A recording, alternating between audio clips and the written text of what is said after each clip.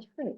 Well, hello, everyone. Welcome to this latest brown bag here at the Humanities Center. I'm Jamie Goodrich, the director of the center, and it's my pleasure to introduce our speaker, who is Valerie Sweeney-Prince. Her work often takes an interdisciplinary form as history, poetry, drama, and performance in order to transform the history of Black women into political art. Prince is an associate professor of African American Studies, and she received her PhD from the University of Michigan in English, Language and Literature. Go blue. Go blue. And has served as a director of Black Studies at Allegheny College, the Avalon Professor of Humanities at Hampton University, a visiting scholar at the University of Virginia's Carter G. Woodson Institute, and a fellow at Harvard University's W.E.B. Du Bois Center. Her current work represents a refinement of themes she has been considering for more than 20 years, evident in both Burning Down the House, Home in African American Literature, published in 2005, and Daughters Exchange, published in 2018. She is the author of Amida on Metaphor, 3 plays, Water Barriers, Period, and is it Robert? Robert. I was going back and forth. Robert, a limited series podcast titled Presenting Evidence That God Still Loves Women and Writers, and numerous other creative works. Crazy as Hell, The Best Little Guide to Black History, co-authored with Hope Glover III, is forthcoming with W.W. Norton in 2024. And today she'll be talking to us on the subject of doing laundry, constructions of ordinary ways of being. And so I'll let her go ahead and take it away. Thank you. Thank you. So I appreciate the opportunity to share my work. Thank you for the invitation to the Humanities Center for your support of my work.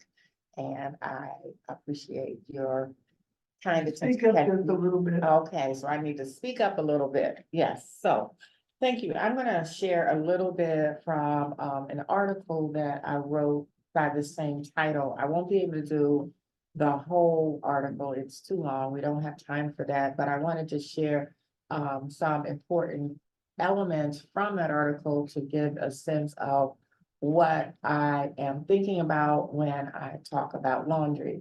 And that article is part of a larger book project titled Laundry, How Dirt, water, and cleaning clothes became the real work of America. So that is what I am currently working on. And I wanted to do a little bit of a shameless self-promotion here because I have 3 books in production. One, Crazy as Hell, was mentioned in the introduction. That's I co-authored and it's coming out. And matter of fact, Barnes & Noble is having a sale today for anyone who wants to pre-order. If you just type in pre-order 25, you can get a little discount on that. And then I have, this is not the actual cover because I don't have the cover yet, but Ken, Practically True Stories, will be coming out in 2024 with Wayne State University Press. And that piece is an art piece by my daughter, who did this fantastic drawing that I thought went really well with it, isn't it? Yeah. She's really good, and I thought that was perfect. And they will be putting that on the cover, so I just put her art piece up there to allude to that work. And last but not least, we'll be talking about laundry, which is my 3rd book project in the making. So today, again, as I said, I won't be able to go through the entire paper. I will only be able to do 3 parts of it. And I thought I would deal with the methodology because when I say that I'm working on laundry, most times people pause and they look at me and they're like, what do you mean? And I mean laundry. But for me, laundry is actually about washing clothes, but it's about a whole lot more. I mean, it really, for me, gets to be global in its implications. And this section will consider the book that I'm writing is in 3 parts. The first part is 19th century. The second part is 20th century, and the third part is 21st century. And this section that you're going to hear today will be about the ways that I'm thinking about laundry as we move from the 19th century into the 20th century. So I'm thinking about the methods or I'm talking about the methods that undergird what I'm doing in that historical moment. So, I begin. In 1881, when the Atlanta Washerwomen's Association went on strike, Atlanta was on the verge of hosting the International Cotton Exposition. The organizers of the exposition commissioned James H. Moser to unveil a painting at the opening gala. That painting depicted a new South welcoming the nations of the earth. Historian Tara Hunter writes in an important study about this time in Atlanta's history that the painting conveyed a clear message that Black people as a caste providing servant labor were as integral to the new South as they were to the old. That may have been the message projected by the organizers of the Cotton Exposition, but the washerwomen weren't buying it. The washerwomen saw potential for leveraging the image of Atlanta as the heart of the New South and its economy. The women knew that the work they did was indispensable to the city's efforts. The washerwomen were following the lead of the railway workers and the domestic workers in Jackson, Mississippi in 1866 and in Galveston, Texas, who formed an organization called the Ladies of Labor in 1877. During this period, ranging roughly from the beginning of Reconstruction until the mid-20th century, workers like these imagined themselves as part of a developing democratic enterprise. American democracy, however, was challenged as it has always been by constructions of race, class, and gender. The washerwomen, who were mostly Black and all of them poor, appeared to be part of a transformation from Negro into worker in the ways that W.E.B. Du Bois argues in Black Reconstruction. Yet, because their work involves the home and family, Du Bois' characterizations, even of domestic labor, fail to adequately describe the dynamics at play. My intent here is to show how the nation came to rely on the condition of a particular type of mundane work and worker, emblemized by three women, to construct ordinary ways of being. This condition, located at the interstices of race, class, and gender, was key to stabilizing the dynamic site of home and family. Moreover, to provide for itself a place of rest, the nation assigned to this condition an ordinariness, which afforded a necessary means of removal from the rush of the marketplace. At the opening of Afro-pessimism, Frank B. Wilderson III writes of himself as a representative of the Blacks, a construct conceived in the cauldron of European imperialist expansion to meet a fundamental aim of colonial aggression. Black people, argues Wilderson, embody a meta-aporia. He writes that humanity looked at me when it was unsure of itself. I let humanity say with a sigh of existential relief, at least we are not him. The Blacks are those human beings that appear to be without citizenship, living on hired land, unheimlich and ghetto, with nothing to lose. He insists, Blacks give even the most degraded position a sense of human possibility because we are the locus of human impossibility. For my purposes, Wilderson's concept of Afro-pessimism offers a means of theorizing the ways that mundane work, like doing laundry, serves to construct the ordinary. Of the many domestic tasks I might focus on, I choose laundry because it's characteristic of housework more broadly. Laundry is the private process by which we sanitize our garments in preparation for going out into the world to face the public. laundry signifies. I mean, imagine if I showed up with my clothes dirty, or anybody showed up with their clothes dirty. Laundry signifies. Laundry has been deemed by society as necessary work. It is both ubiquitous and transgressive. Although I dare say everyone hearing this talk has likely done laundry, my attention here is on three women who are all named Dora Jones. The Dora Joneses are ghetto, which is to say, while striving for sovereignty, Dora Jones exists in a type of statelessness. This condition, adjacent to a similar liminality of which Tavia Inyongo asks in Afrofabulations, how might we begin to make sense of the paradoxical vibrance of a form of life endangered or even erased by efforts at documentation and representation? In an attempt to answer that question, Inyongo proposes a critical and fabulative archiving of a world that was never meant to survive, as Audre Lorde memorably put it, and a world that, I would add, was perhaps also never meant to appear. Likewise, my effort here is to encourage and to engage in discourse, which is about a present exchange. The exchange here being able to displace and replace the stultifying force of the imaginary after it has fossilized into a ground. This ground appears as historical record. Take, for instance, the images of the washerwomen I've been showing. Consider the ways that the washerwomen in the photograph have become fixed along the lines of race and gender and class, so that the women appear to be performing a natural occupation.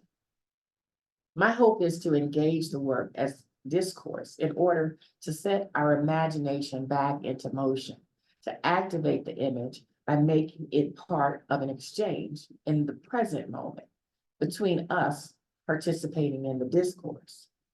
But I'm not making history any more than any of the Dora Joneses did in their time. Instead, my work is an ordinary exchange, a movement, a migration, which is ever in motion, that does not seek to fetishize a word or narrative, but rather claims space in the moment of its telling, recalling the ways that Black women have always been occupied. Dora Jones is poor, Black, and a woman, yet the very ordinariness of her uncanny appearance has been critical to the construction of family. Thus, family, insofar as it requires the condition of Dora Jones, is an aporia.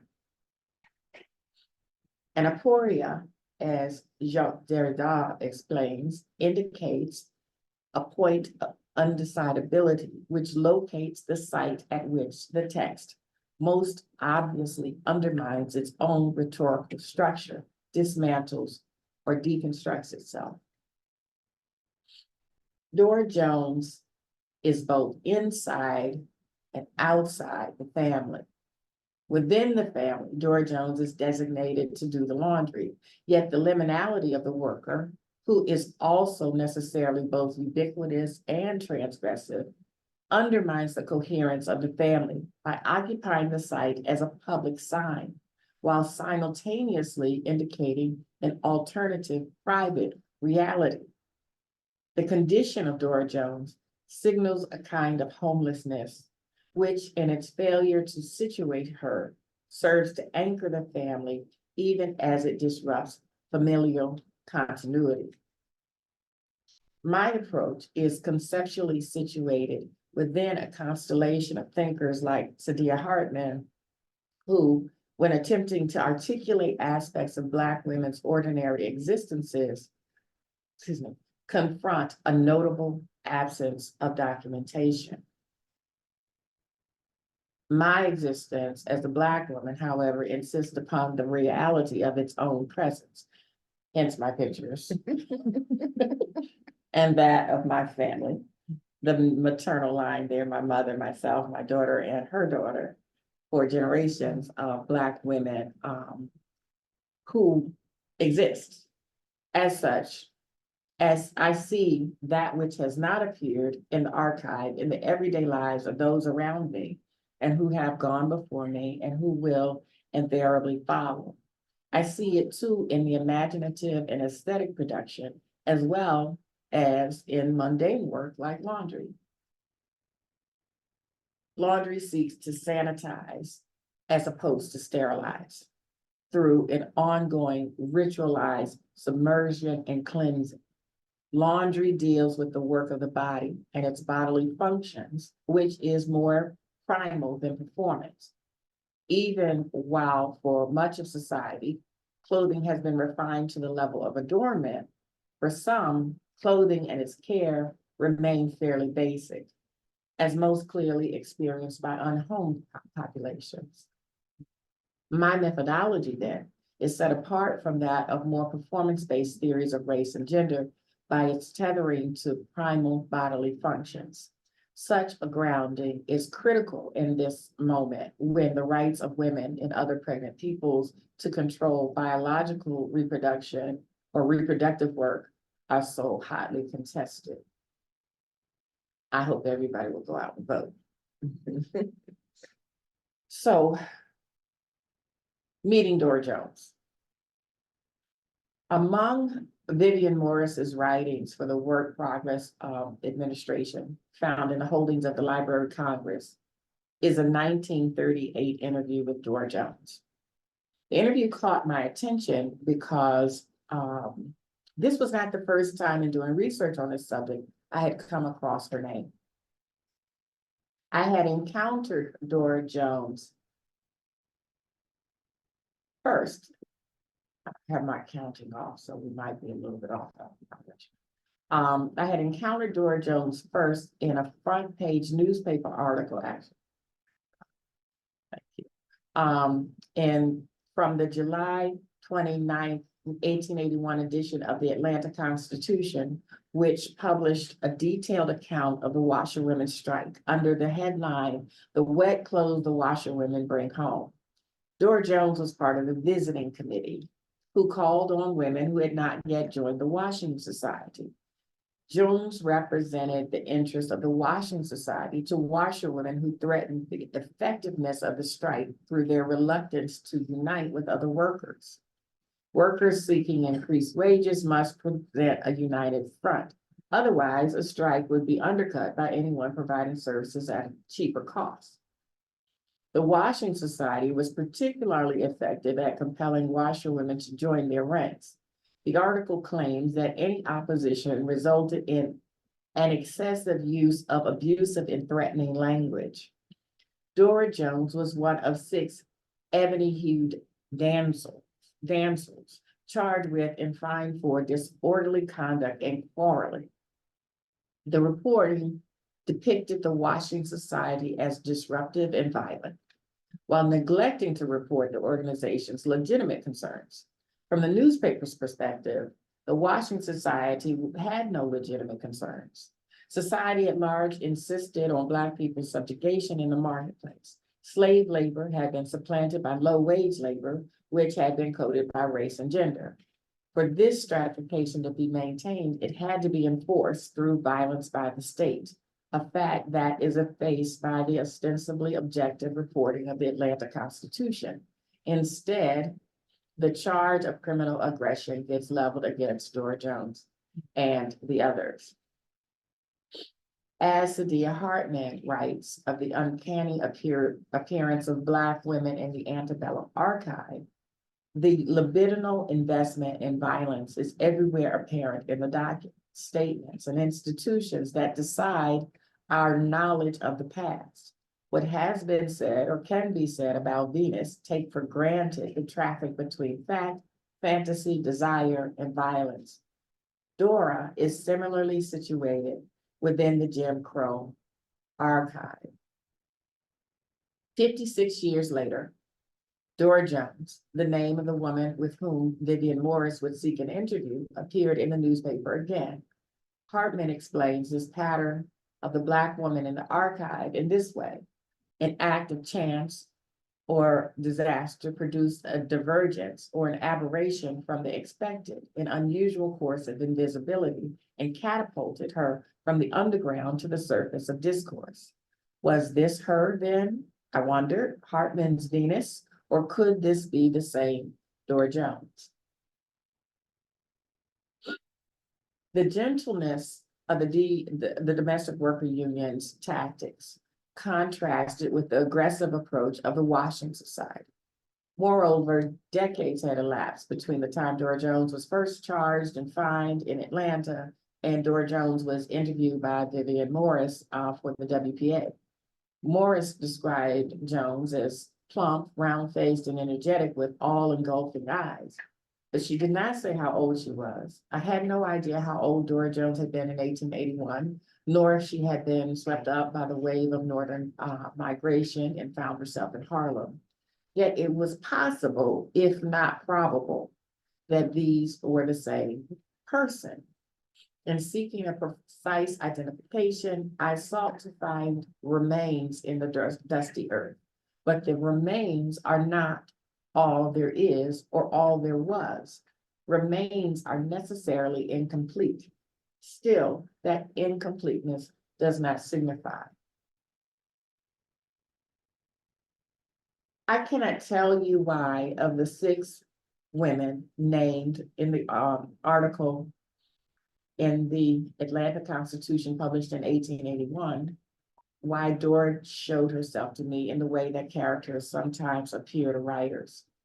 I am not unique in this kind of suffering. Other women like Ruth Swartz Cohen and Vertime Smart Grosvenor, who explore the dynamics of domestic work through nonfiction writing, have similarly encountered the imaginative as critical to understanding.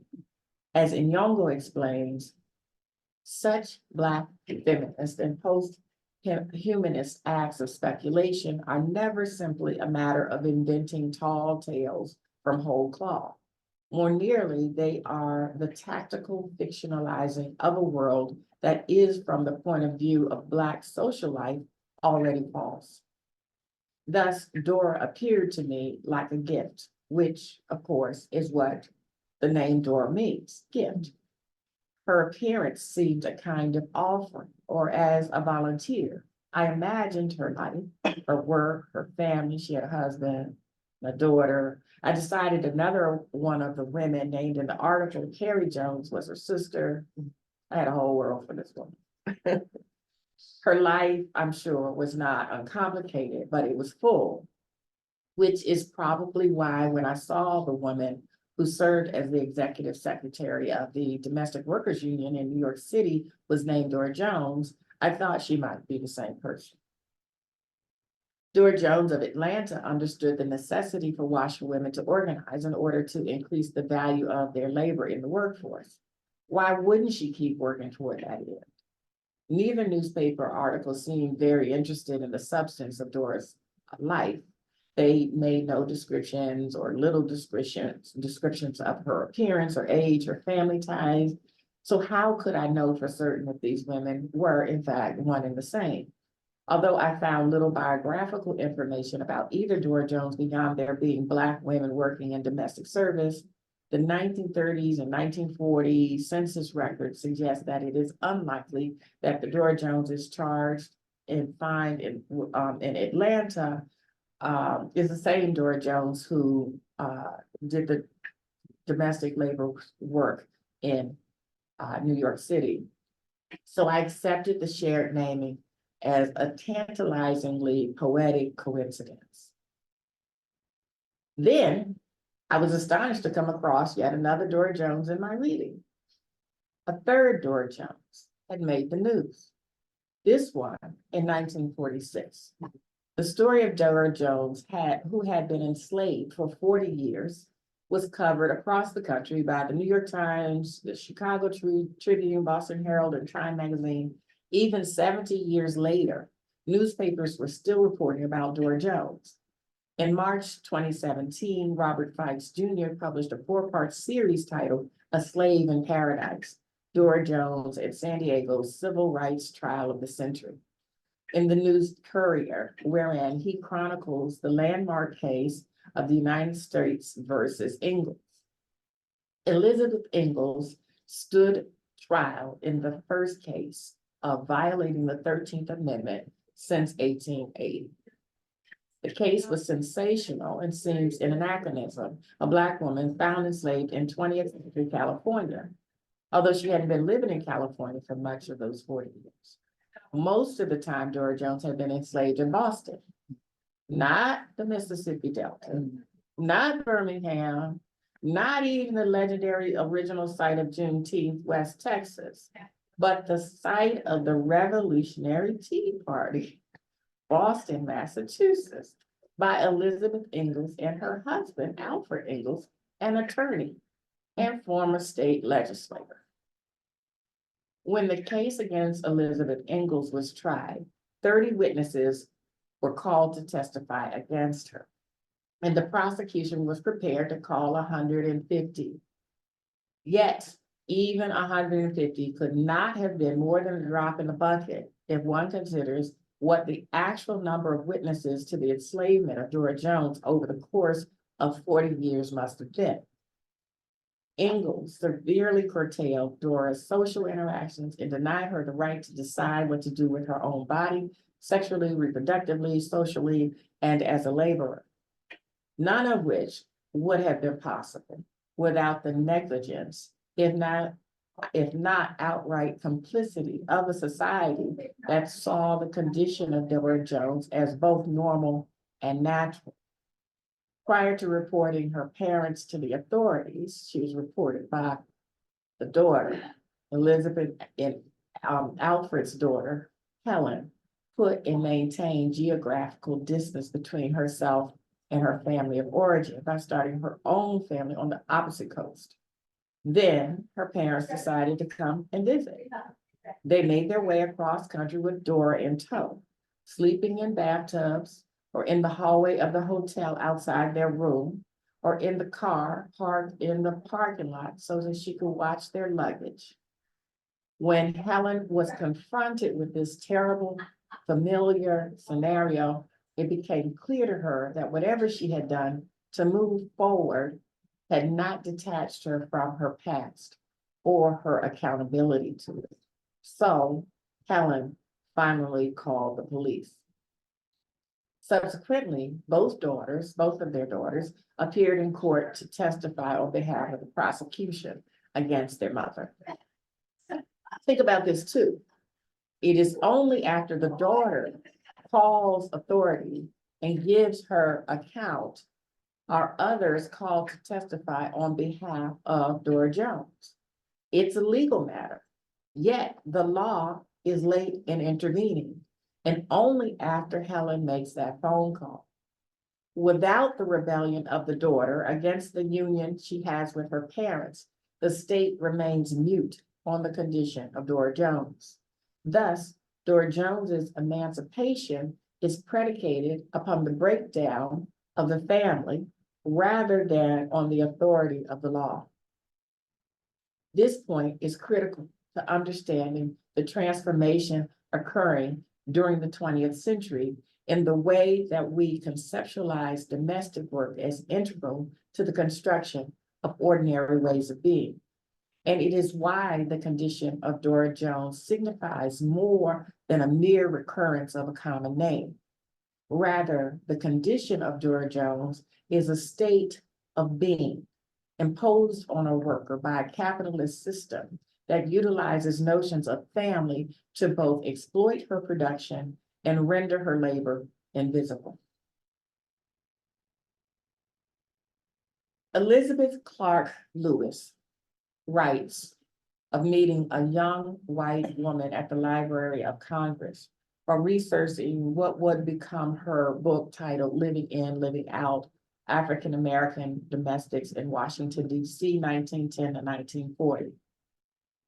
The woman insists that Clark Lewis meet Nellie Willoughby, who had worked for her family for more than half a century. Nellie, she said, is just like a member of our family. Don't laugh at that. No, it's so cliche, God. Nellie has been included in everything her family ever did, and they just loved her so. I'm sure they did. Do you doubt that? I don't know in a minute. No, not 1 second. Of course, Clark Lewis wants to meet Nellie Willoughby since she is writing a book about domestic servants. But she has sense enough to mask the source of her contact. She doesn't tell Willoughby that she was given her name and whereabouts from the daughter of her beloved employer. Instead, Clark Lewis pretends that the connection is through someone at her church. As it turns out, she's smart to do so because Nellie Willoughby did not share the same affection for the White family as her employers professed to feel for her. The construction of what we think of as family has been in constant flux. The nuclear family was constructed in the post-industrial world for the benefit of corporations that relied upon the invisible labor of women and children as much as it did men as heads of household.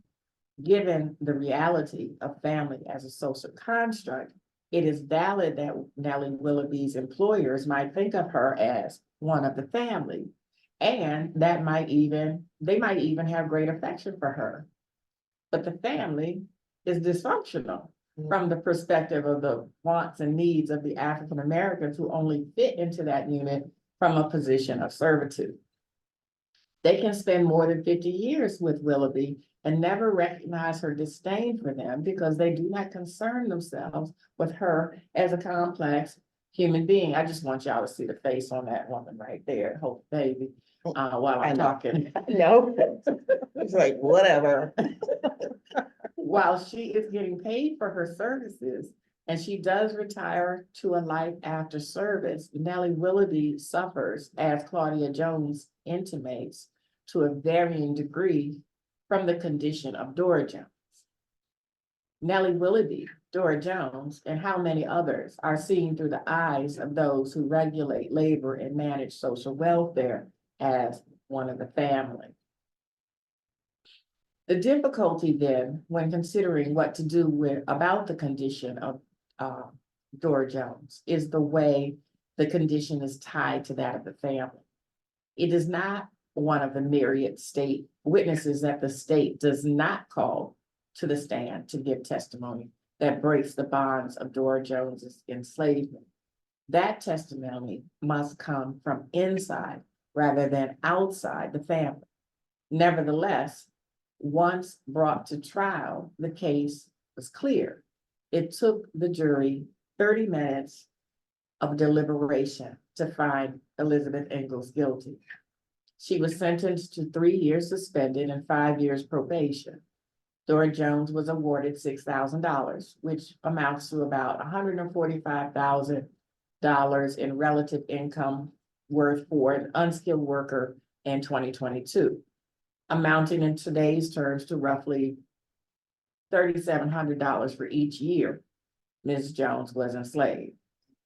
Dora Jones was liberated in 1946 when she was 57 years old. The condition of Dora Jones is synecdoche for the continuing struggle to evaluate mundane labor.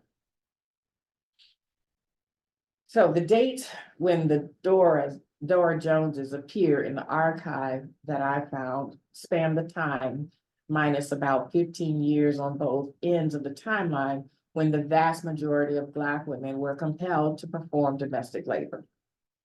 The 19th century Dora Joneses worked as a washerwoman who played a key role in organizing fellow workers. Similarly, Dora Jones, the executive secretary of the Domestic Workers Union, reached well beyond the limits of laundry through her work as an organizer. While of the three Dora Joneses enslaved by, while of the three, Dora Jones, enslaved by Elizabeth Ingalls for nearly 40 years during the first half of the 20th century, had the most narrow range of social, intellectual, bodily, and professional mobility. None of them only did laundry. Nevertheless, in each case, their relationship to laundry is significant because of the way laundry functions in society to create order. doing laundry is a ubiquitous sign of sanitation and stability, and as such, vital to normalizing home and family. And so this is all I had brought to share today, but I'll just tell you a little bit about where the rest of the article goes. In the article, I continue and I talk about the distinction between what happens in the 19th century with washerwomen trying to lay claim to their own autonomy by taking the washboard and using it as technology and moving outside of white homes. It was a point of freedom, a point of liberation to not have to work inside a home at people's whims for their work hours, for their work parameters, for the sexual advances, for the jealousies, all of the things that went along with being inside somebody else's space. They could work out of their own homes.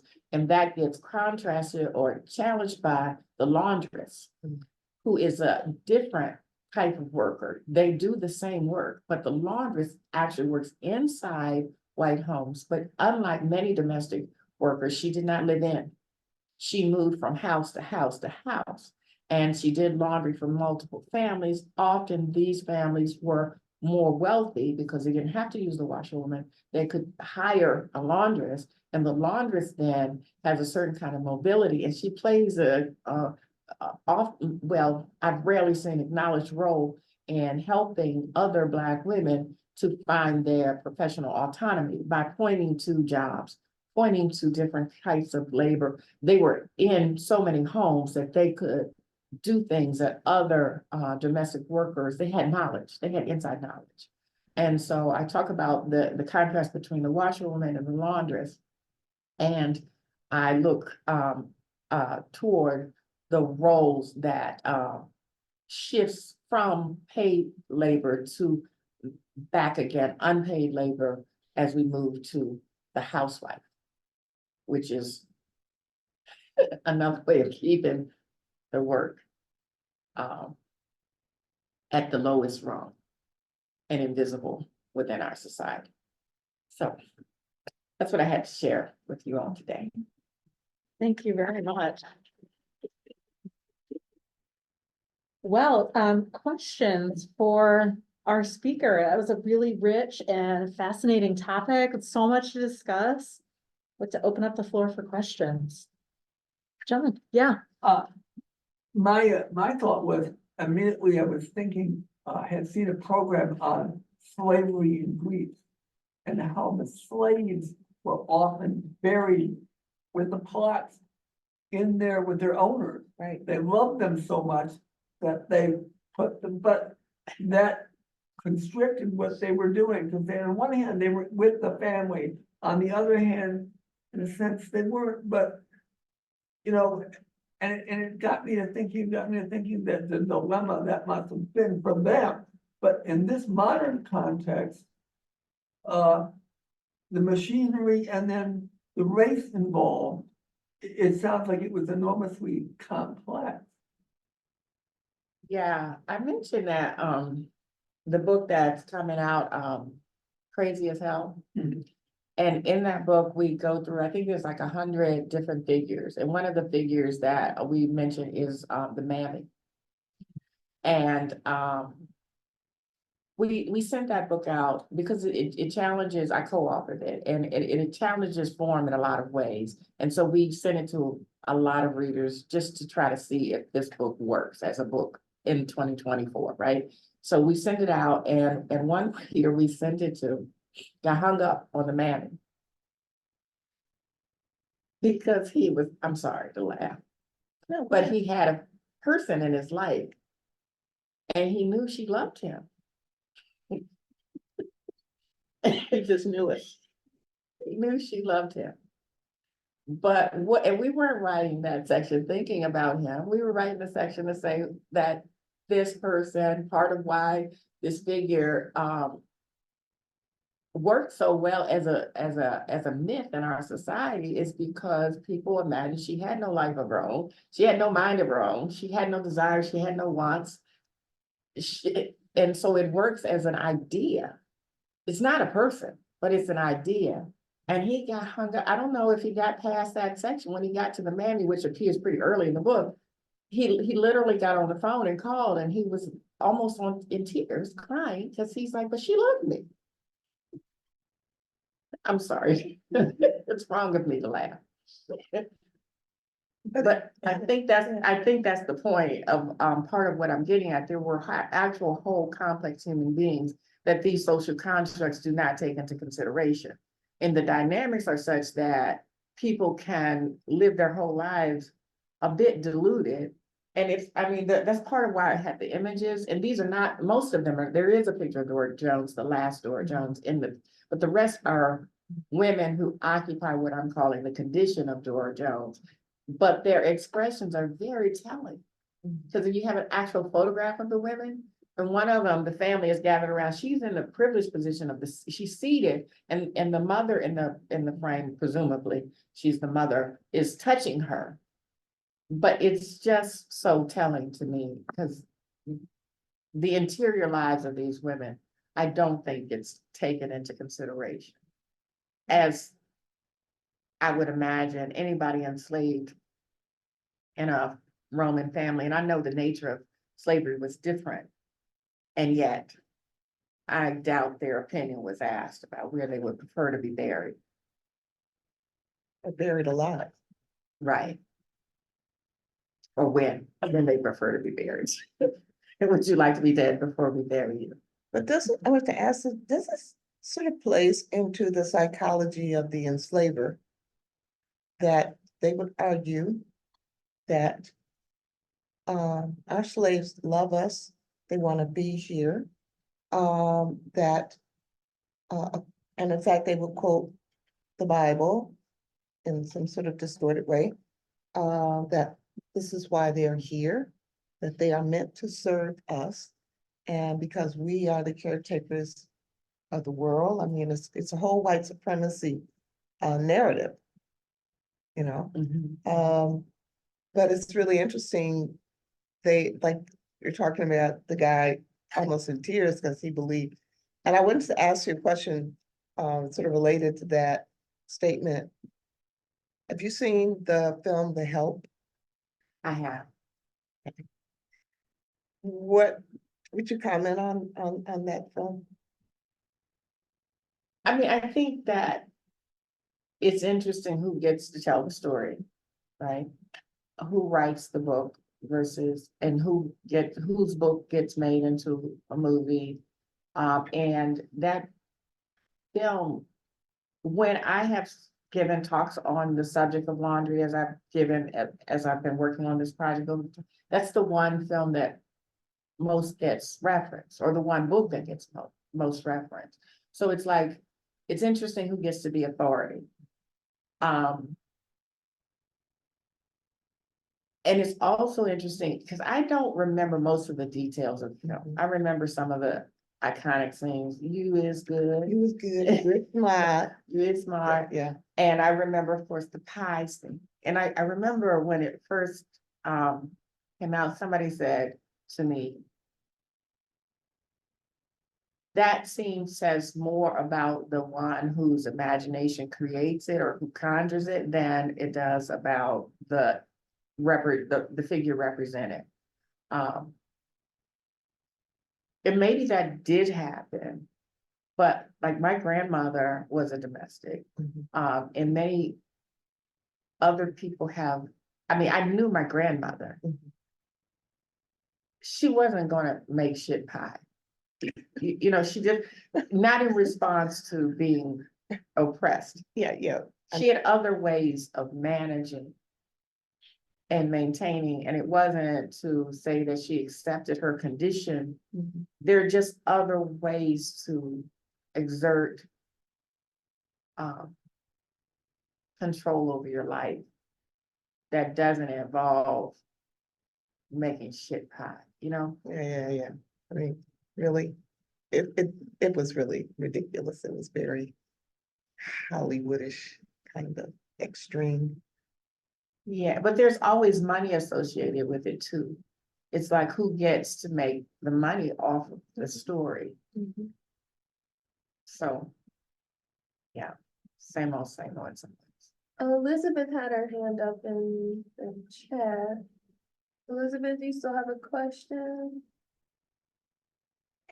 I do. I'm not sure how long I'll be able to hang on here, but he's homesick. So sorry, some invisible labor becoming visible. I really enjoyed the presentation. Thank you so much. It was really fascinating. And I think brings to light an aspect of history that and current culture that we don't pay enough attention to. I was just sort of curious because I come from the field of English, and I know that you originally came from the field of English. If you've looked at all at literary or filmic representations, if you could speak a little bit about that, how you see that at play in this construction of of laundry. Well, to answer your question, in this project, I did not look at literature or filmic representations. Although in the section I'm working on now, I'm looking at commercials and advertisements. Because that's interesting to watch the progress. I was much more interested in the actual labor as an artist, like what reading the task, reading the labor of it. And to some degree, it gets almost comical, my interest in the detail. Because I've seen it, it started as a piece that was formed. It became a play.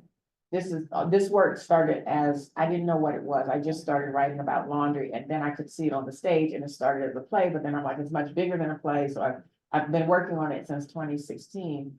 And the level of detail when I saw it, when I heard it and saw it performed, it made me laugh out loud until I realized I was laughing at myself, because I looked entirely insane. Because the actual work itself to me reads like a text. So I didn't go looking for the literature or go looking for the film, because the work was that for me. But I could, but I don't think that I will. Do you have some works that you were thinking about? No, not in particular. I think what brought it to my mind was how the creativity with which you're approaching the topic. You spoke about, sort of imagining Dora Jones in the flesh in her world. And I was just wondering about that. But I'll be thinking about that. I mean, that in some ways, that's sort of an interesting aspect, maybe the degree to which the laundress was represented doesn't do justice to the degree that she existed and was a part of people's lives, which, is an aspect of the archive that you spoke about before, that I think is really interesting. To what extent do these figures and people get represented? I'm gonna go on mute. No, I understand. I have a house with little ones in it, so absolutely no problem. Yeah, I mean, it is interesting. I actually never stopped to think about why I haven't looked at literature for this particular project, because it is my field. Except that I was looking for the work and I kept not seeing it, not seeing her, the woman. And so then what happens is I end up writing my first short story. I end up writing my first play. It's like when I'm trying to find it, I don't see what that's why I had the picture of myself in it, because I'm like, no, I consulted myself. I felt like Niecy Nash when she's like, I want to thank me. I was like, that's right. Because it's like, I know these women. I know these women and I don't see these women. So then you end up in your imagination, not because you're trying to represent, you're not trying to construct. She exists. Mhm. And then I was more struck by the absence than by the presence. So it was almost like I didn't want to keep looking. I didn't want to keep looking to see where it might be. I've read a whole lot of books, And I haven't seen what I'm trying to talk about right now. So I think that's an interesting question. Thank you for that, Elizabeth. Yeah, I'm scouring my brain to because also I'm from English, right? So I'm trying to think of examples and they're not coming to mind. And I wonder if it's because this figure is such an aporia, right? That, and from a white supremacist viewpoint, almost the person doesn't exist, right? They're just kind of a caricature. And so therefore they're not represented in fiction. Like, why would you put that, you know what I mean? Like, Yeah, and the other Yeah. tension is like, because African American women had felt compelled to be in domestic service, it was like when sorry, English storytelling, wander into narrative, right? So I'm about to wander into narrative here. There's a documentary that you can only see if you go to New Orleans. It's in, what's the name of that center down there? Anyway, it's called Yes Ma'am.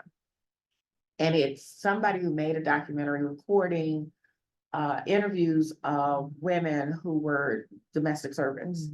And it was made probably around 1980. So it's like the tail end of something. And it's really disturbing and interesting documentary because they're like filming these people. And there was one little young man who had this, and I know the filmmaker was doing this on purpose because he was capturing this tension and it was totally sexualized. And there was this she was probably 67 to 75 years old. She was in that range, very thin, older Black woman. And this young man who was probably 26-ish, mid-20s, and he had all this sexualized tension toward this this woman who took care of him. It was weird. But so you're capturing, it was capturing all this dynamic of these women who were working inside these homes they lived in, and they lived in the Garden District in New Orleans. And you saw all of this stuff I'm talking about here. And there was one woman who was like trying to she couldn't keep working, so she had retired. But in order to retire, she has to maintain this relationship so that people keep giving her money, although she's not working. So she does these things to kind of perform her motherly, mammy-ish something or another. She has no retirement. So she's got to live off the charity of the people who she's worked for all these years. And it's weird. It's a very strange thing. And then there's a young woman who's a young domestic servant, and she has a daughter who's a teenager. And the daughter is clearly embarrassed and ashamed of her mother and what her mother does. Because I can imagine, again, I have to go into my imagination, but I can imagine what her friends are saying. I can imagine the tension because she's going to school. And this woman has managed to put her kids through college because the mother is like, you're going to, and that's the thing in the African American community, because Black people were like, you're not going into somebody, you're gonna go. And so what initially drew me to this work is because I'm like, but I knew my grandmother. In the work she did well. So I don't feel a sense of shame about it. I want to see what that work is. And then if I start to look for it, like Elizabeth is asking, I've not seen her. I've read a lot of books. I've not seen my grandmother. So that's what drives me. And that's why I don't keep looking for literature. I just want to render this visible. So that's what I'm trying to do. Alice Walker, she wrote a piece 2 decades ago at least about Mammy and the construction of Mammy. And even the word Mammy, which she says came out of the Black community. And it wasn't a derogatory term. It was another way of saying mommy. Okay. And it was very interesting to have that because the name became a stereotypical connotation. But certainly, my mom, she came from a family, she was one of like 12 girls. Okay, and she had one brother. And my grandfather, he worked in the ore mines in Bessemer, okay? And he refused. He actually said, no, you can never work in the white people's house. Part of it had to do, not so much of it had to do, I think, not so much with the work itself, but the sexual exploitation of Black women in those circumstances. Because there was no, if someone raped you, took advantage of you, there was no way you could report it, defend yourself or whatever, okay? Because the blame was always placed on the Black woman. So that's why they all became, at that time, of course, 1930s and 40s, so they all became not doctors, but nurses and teachers. Some had their own small businesses and what. Seamstresses or. Yeah, but that was a big part of it, the exploitation, you know. So it's that was the motivation to get out of that situation. And also, he didn't trust that marriages would necessarily hold, and they needed to be economically independent. So that would level also a more equitable marriage if you're, you know, bringing your own money to the table. And it certainly made a difference, I think, for most of them anyway. John, It just occurred to me that in a peculiar way, it makes me wonder about the absence of the Black man here. Because on one hand, while the woman's role is constricted, the man is invisible in that sense. Because she is clearly doing the mama role. Where's the man?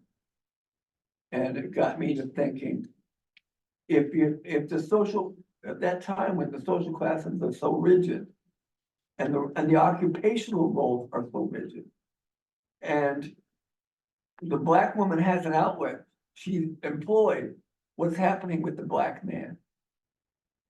Well, I'm looking at laundry, and so traditionally that had been assigned gender-wise to women. Yeah. So it doesn't mean that there's not a parallel invisibility that I'm exploring in that. Part of why washerwomen picked up the washboard was so that they could go home where their husbands were, Right. where their children were.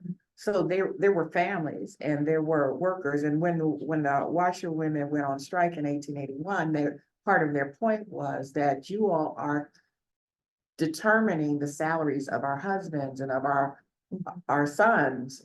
We want to exert some influence over our own salaries by, you know, just trying to make it a fair wage. So it's not that the men aren't present. They're just, I'm not focused on them in terms of the way that I am talking about laundry. Yeah, I understand that, but it just raised to me the idea that gender roles by themselves were already rigid, you know, even in the white family.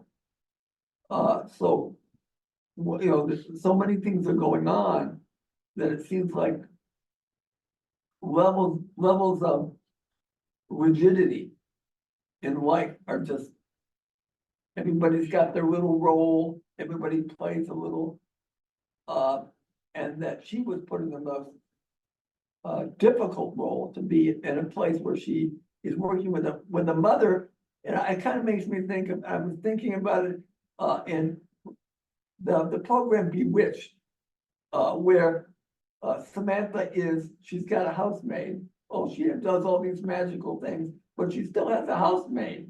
And I thought, you know, the woman has all these magical abilities, but yet, you know, the upper class woman is sort of like, she doesn't need all. And so I thought of that in the sense of, here was the Black woman in the middle of a white household And the laundry was, I mean, how more intimate can you get than laundry? Uh, it just struck me as kind of a paradoxical kind of thing. It's class though, too. Yeah, Yes, I think that part of what I'm looking at in the 20th century is the way that's part of what I'm talking about, is the shift to how family gets imagined and Mhm. what works as a family. And of course, what is also happening in the 20th century is, electrical lines are being run, plumbing is being run. The Industrial Revolution has ushered in an age of machines. And some of the first washing machines were made by a company, and the brand was, I think it was the 1900 brand, company that had, a line of machines called the Hired Girl. And they say this was the servant you could rely on. So that's what the washing machine was being sold under this. So the shift is that women need help. And that help may be an actual human being who is naturally fit to do this labor, or it might by the, 19, when everybody's got indoor plumbing for the most part, and everybody's got an outlet for the most part, then it becomes a machine that does the work. And that way you don't even need to pay the lower class labor. You buy the machine and you be the housewife to do the work yourself. Solves none of the problems of the work. Still, it just shifts who makes the money, right? Because then you have the factories, and then you have the people who make, which the last part, I'm looking at Whirlpool, and that's fascinating. That's fascinating. Michigan story. So it doesn't solve any of the problems, but it is interesting. So it's like it's rigid on the one hand, but it's also not as rigid, because people always find ways around such mechanisms. Well, I know that we're at time, but I'm going to use my director's privilege to ask one more question.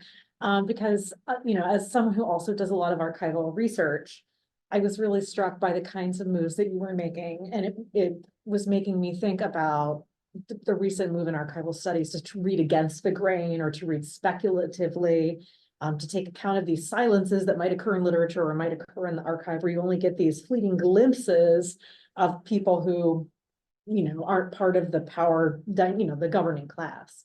And I was wondering if you could just comment on what that's like for you, how you've approached this work of finding these Dora Joneses, it is an amazing gift. There's three. If you could just reflect on that for a minute, I'd love to hear your thoughts.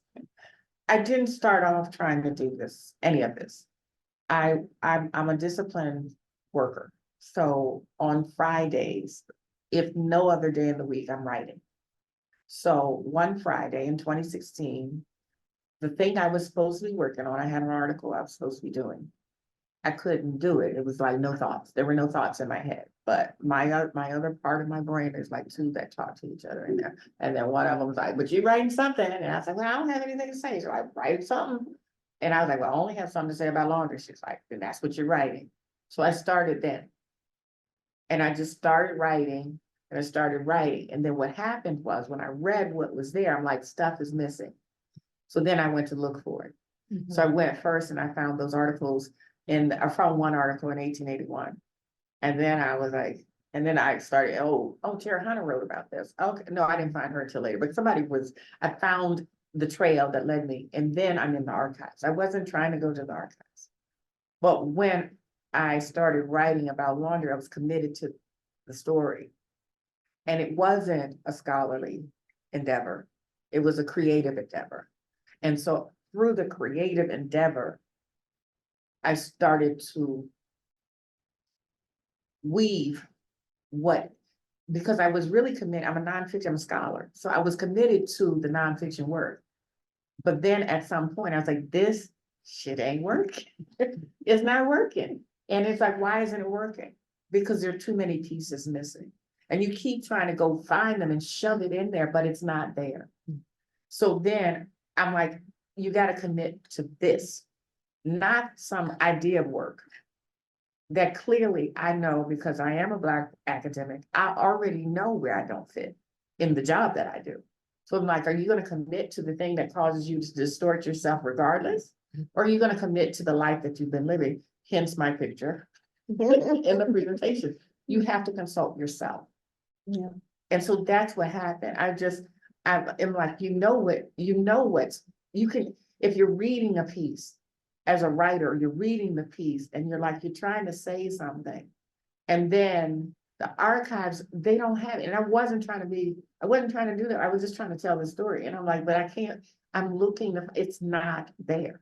But I do know those women. There's Clyde the Great. She reappears and reappears throughout my work. It's because it was my great aunt.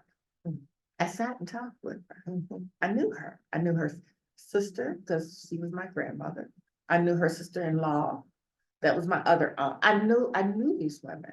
So I consulted myself in the generations of the dinner. And then I trusted that. So that's how and then the more I did it, the more confident I became. And so now I don't even care. I'm just like, what genre? I don't know what genre it is. Don't ask me what genre I write in. Melvin's read enough of my stuff to know I don't commit to a genre. Yeah, but African American studies is interdisciplinary. I mean, everyone talks about interdisciplinary now, but we've been interdisciplinary from the very beginning. Yeah. Because number one, you gotta find the history, you gotta find the cultural expression, you gotta find all of the political dynamics. And so we move across disciplines all the time as we are, doing our work. I got one quick question to ask you about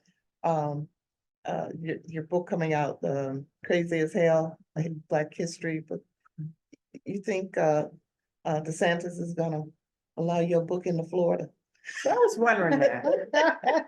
I had wondered the same thing. I did have a talk. We had to talk to the lawyers a couple weeks ago to learn some things we could not say that we had said. They're like, you can't say that. I was like, Yeah. So we had to add or revise a couple of things in there. Okay, well, Tony Medina, one of his books got banned. Yes. He said it was great for the It sales. is great. It is great to have it banned. I don't know, to be honest, because quite honestly, our book is not oppositional in any way. If it gets banned, it's simply just because it says Black people. Well, girl, Frederick Douglass got banned, so anybody can get I banned. can get banned because it is unapologetically Black. It really is. I mean, I don't even bother to talk like, it's like we were sitting in the barbershop or the salon or, across a plate of fried catfish and grits. Yeah, tell your publisher to send a copy to DeSantis. I mean, really. This is a gift. Thinking of you. Thinking of you. Send a signed copy. Signed copy. Signed copy. I had wondered the same thing. Who knows? Yeah, I think all our work is banned in Florida. Oh, I'm pretty sure. I'm waiting to hear from a previous PhD student of mine when I was at the University of Iowa, because he's at the University of Florida. And he said they came down on his course. I'm sure they did. I mean, He it must be teaches a Black nightmare. cinema. It must be a nightmare to teach under my those God. conditions. Oh my God, just incredible. Yeah. These are some unusual times we're living in. Indeed. Deep, it is deep, crazy. It's better. It's crazy as hell. Crazy as hell, exactly. And on that note, I think we'll end this program. Thank you so much, Valerie. This is wonderful. I really enjoyed it. Guys, when the book comes out, I got this pre-order. I'm gonna be, yeah. I gotta read this. Thank you guys for coming online.